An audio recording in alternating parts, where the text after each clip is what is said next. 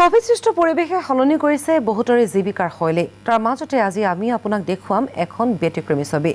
কোভিড-সৃষ্ট পৰিৱেশৰ মাজত লেখিকা ৰেখা বৰগোহাঁয়ে লিখি উলিয়াইছে 7খনকৈ গুৰুত্বপূৰ্ণ গ্ৰন্থ।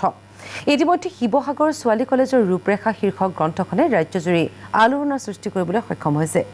একেদৰে শিশুৰ বাবে আহোম বুৰঞ্জী শীৰ্ষক আন এখন অতি গুৰুত্বপূৰ্ণ গ্ৰন্থ লিখি উলিয়াইছে ৰেখা বৰগোহাঁয়ে।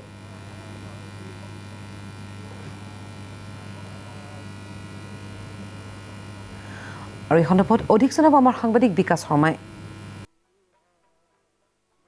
হয়, কোভিড-সৃষ্ট পৰিৱেশে বহুতৰে সলনি কৰিছে জীৱন জীৱিকাৰ শৈলী। আৰু আজি আমি দেখুৱাম কোভিড-সৃষ্ট পৰিৱেশৰ মাজত এখন সৃষ্টিশীলতাৰ জগত, যিখন পৃথিৱীত এই মুহূৰ্তত যদি চাই তেখেতে কোভিড-সৃষ্ট পৰিৱেশৰ মাজত 6খনকৈ যি মূল্যৱান গ্ৰন্থ, সেই গ্ৰন্থ প্ৰস্তুত কৰিবলৈ সক্ষম হৈছে। তেখেত হৈছে ৰেখা বৰগোহাঁই আৰু কোভিড-সৃষ্ট পৰিৱেশৰ মাজত তেখেতে লিখি উলিওৱা শিৱসাগৰ ছোৱালী কলেজৰ ৰূপৰেখা শীৰ্ষক গ্ৰন্থখনে ইতিমধ্যে সমগ্ৰ অসমজুৰি এক আলোড়নৰ সৃষ্টি কৰিবলৈ সক্ষম হৈছে। যিখন গ্ৰন্থ আমি দেখিবলৈ পাইছোঁ যে সমগ্ৰ অসমজুৰি ইতিমধ্যে তীব্ৰ আলোড়নৰ সৃষ্টি কৰিবলৈ সক্ষম হৈছে। আৰু কোভিড-সৃষ্ট পৰিৱেশৰ মাজত এইখন গ্ৰন্থ আপুনি লিখিছে আৰু ইতিমধ্যে 6খনকৈ গ্ৰন্থ আপুনি লিখিছে। হয়, কোভিড-সৃষ্ট পৰিৱেশৰ মাজতে মই শিৱসাগৰ ছোৱালী কলেজৰ ৰূপৰেখা নামৰ উপন্যাসখন লিখি উলিয়াইছোঁ।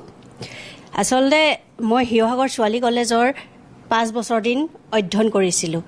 আৰু সেই সময়ত মই শিৱসাগৰ ছোৱালী কলেজৰ এগৰাকী সাধাৰণ সম্পাদিকা আছিলোঁ, লগতে আছিলোঁ হোষ্টেলৰ মনিটেজ।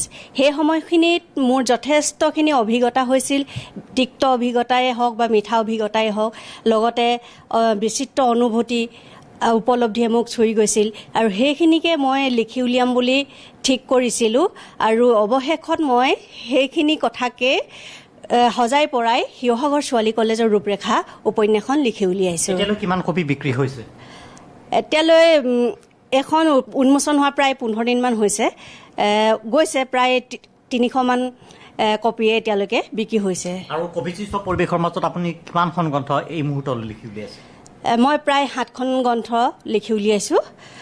সেইকেইখন হৈছে আমাক এজন মোমাই তামুলী বৰবৰুৱা প্ৰয়োজন, আমি বাৰু শিপা হেৰুৱাইছোঁ নেকি, আবেলি বেলি বেদনা, পখিলাৰ পাখিত বেলি জিলিকনি।